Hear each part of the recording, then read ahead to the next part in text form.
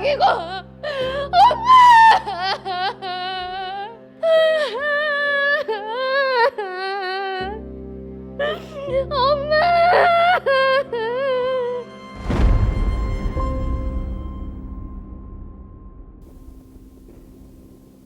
저희 엄마 그 간호기록지 사본 발급 좀 받고 싶은데요.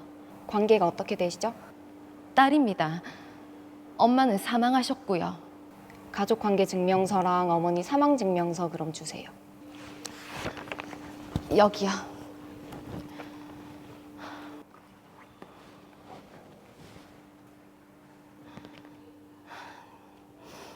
위 내시경을 받은 게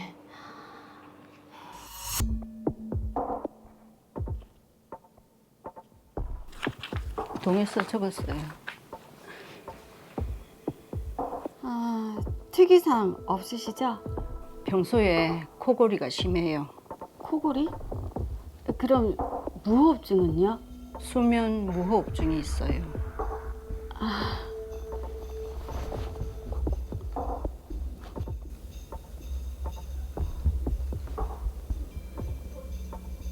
네, 선생님께 미리 얘기해 놓을게요. 심전도 검사 결과도 큰 문제 없다고 하니까 3일 후에 나오시면 되세요. 그리고 전날 저녁 9시 이후부터는 금식하시고요. 예.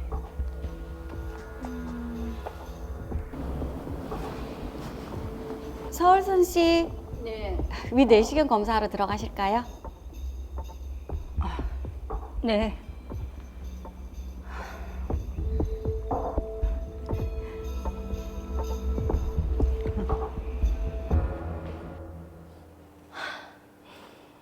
멀쩡하게 들어갔는데 혈압도 떨어지고 산소 포화도도 떨어졌다고. 거기다 기도 삭간 실패? 그럼 대학병원으로 바로 이송했어야지. 7분이나 지나서 119에 신고했다고? 네, 이 의사 가만히 안 놔둔다. 위 내시경 검사를 하시다가 잘못되셨나 보네요. 그러네요. 우리 엄마 돌아가신 거 의료 과실로 인한 사고 맞죠? 의료사고 아닙니다.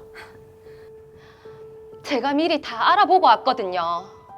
위수면 내시경은 위험성이 거의 없어요. 저는 정해진 대로 했습니다. 정해진 대로요? 간호기록지 보니까 수면 유도제 넣을 때 12cc를 한꺼번에 넣으셨더라고요. 원래라면 나눠서 넣는 거라면서요. 그리고 프로포폴 투여하고 산소 포화도랑 혈압 떨어졌던데 이게 진짜 정해진 대로 한 결과입니까? 한꺼번에 넣을지 나눠서 넣을지는 의사인 제가 판단하는 거죠. 그리고 우리 엄마 코골이랑 수면 무호흡증 있다고 미리 말씀드렸는데 여기 적혀진 거 못 보셨어요? 그래서 산소호흡기 끼게 하시고 주사했잖아요. 안전장치 다 해서 한 거니까 관계없어요. 왜 관계가 없어요? 다른 병원에서는 수면 무호흡증 있으면 수면 내시경 할 때 위험하다고 미리 꼭 말씀드려야 된다 해서 미리 말씀드린 건데 만약의 상황까지 다 대비해놓고 내시경을 하셨어야죠. 그건 초보들이 하는 얘기죠. 저는 전문가입니다. 전문가. 전문가 같은 소리 하고 있네. 사람 죽이는 의사가 전문가가. 뭐라고요? 그리고 응급 상황 발생했을 때 대학병원으로 바로 이송하는 게 원칙이라던데 7분이나 지나서 그것도 이송도 아니고 119 신고하는 게 잘못된 거 아닙니까? 저 절대로 그냥 못 넘어갑니다. 의료사고로 소송할 거예요. 어디 마음대로 해보세요. 의료소송에서 일반인이 이기는 경우 없습니다. 뭐라고요? 저 끝까지 갈 겁니다. 두고 보세요.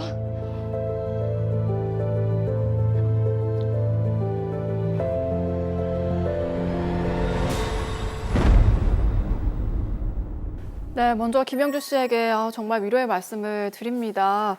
자, 이수아 변호사님, 지금 김영주 씨가 소송을 하겠다라고 했는데요. 이 소송이 가능하겠습니까? 네, 의료사고로 어머니를 잃은 김영주 씨는 참으로 억울한 상황인데요.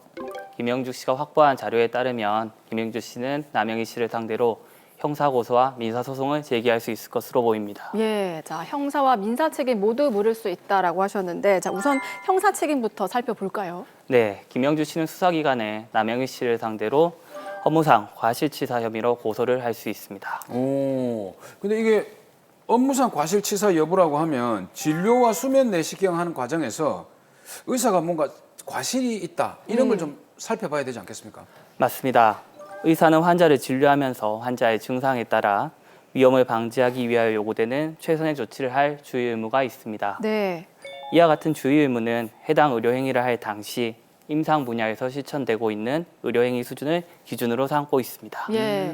자, 그럼 저희가 하나씩 따져보도록 하겠습니다. 네. 지금 딸 김영주 씨는요, 의료 기록을 토대로 자문을 구했다고 합니다. 자, 이 상황에서 정확하게 어떤 기록들을 확보를 해야 될까요? 네, 문제가 발생한 병원의 진료 기록, 즉 경과 기록지, 간호 기록지, 심전도 검사 결과지, 수면 내시경 동의서 등을 확보해야 합니다. 네. 또 전원 조치된 대학병원의 진료 기록과 119 접수, 출동, 조치 내용이 담긴 기록도 확보해야 합니다. 예.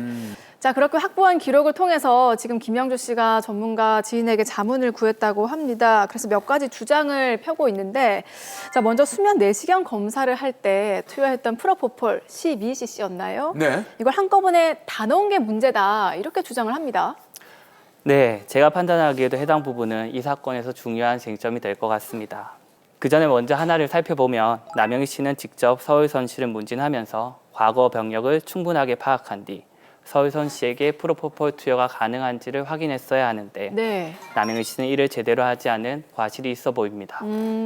그리고 김영주 씨의 주장대로 남영희 씨는 환자의 상태를 살펴보면서 프로포폴을 나누어 투여해야 하는 업무상 주의 의무를 위반한 것으로도 볼 수 있겠습니다.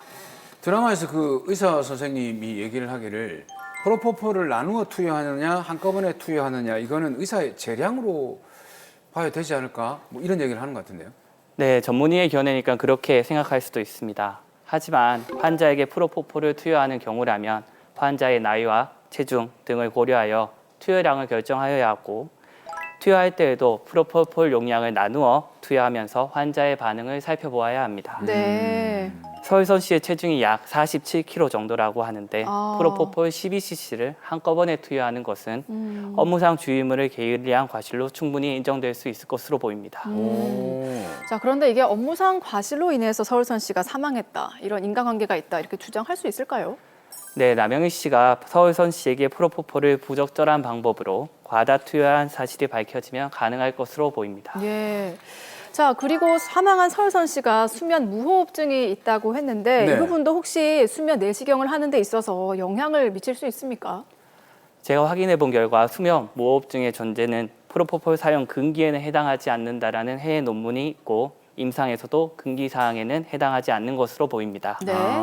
다만 의사가 환자의 수면 무호흡증과 기타 병력을 제대로 평가하지 않은 채 수면 내시경을 시행하다 환자가 사망한 사안에서 국립과학수사연구원은 의사가 환자의 병력을 제대로 평가하지 않은 부분을 환자의 사망 원인 중 하나로 제시한 사례가 존재합니다.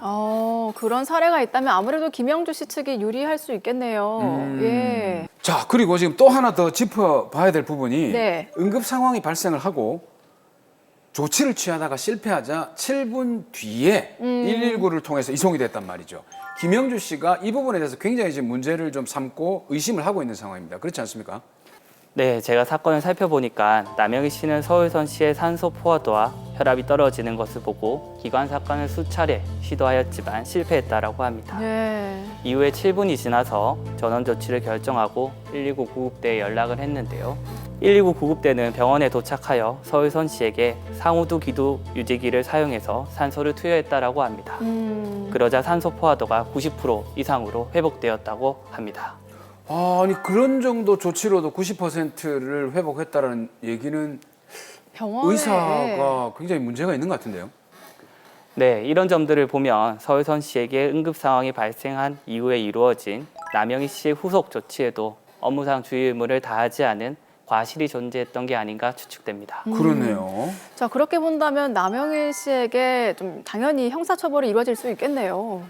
네, 처벌은 이루어질 수 있습니다. 예. 처벌 수위는 유족과 합의가 진행되었는지, 업무상 주의 의무 위반 정도 등에 따라 실형에서부터 벌금형까지 다양합니다. 자, 만약에 형사처벌이 이루어진다면 민사 책임을 묻는 것도 어렵지 않겠는데요? 네, 의료과실 사건에 있어서 민사 책임과 형사 책임이 다르게 인정되는 경우가 많습니다. 네. 민사 책임은 인정되지만 형사 책임은 인정되지 않는 경우가 종종 있는데요. 아, 지금 서울선시 사건의 경우에는 남영희 씨의 형사 책임이 충분히 인정될 수 있는 사안이어서 민사 책임, 즉 손해배상 책임도 존재한다고 하겠습니다. 당연히 손해배상 책임 져야죠. 근데 제가 사무장으로 쭉 해오면서 예. 배운 지식이 있지 않습니까? 그렇죠. 그걸 쫙 스캔을 해보니까 뭐가 하나 덜컥 걸리는 게 있습니다. 예리한 사무장님의 시선에 어떤 게 걸리셨습니까? 예리해야 되는데. 지금 얘기를 들어보면 담당 의사인 남영희 씨가 예. 검사를 받을 서을선 씨에게 이 검사에 대해서 직접 제대로 설명을 하지 않은 것 같다. 아, 맞네요. 요거 말씀 예리하지 않습니까? 아, 의사의 예. 설명 의무를 위반했다. 그렇지요. 네, 다하지 않았다. 이제 이게 예전에 저희가 배운 적이 있는데 요번 이 서울선 씨 사례에서 보면 어떻습니까? 네, 의료소송에서 중요한 쟁점 중 하나가 의사의 설명 의무 위반인데요. 네. 지금 서울선 씨의 경우를 보면 프로포폴을 사용한 수면 마취의 경우 기도 폐쇄, 호흡 억제, 저혈압 등의 부작용이 발생할 위험성이 높습니다.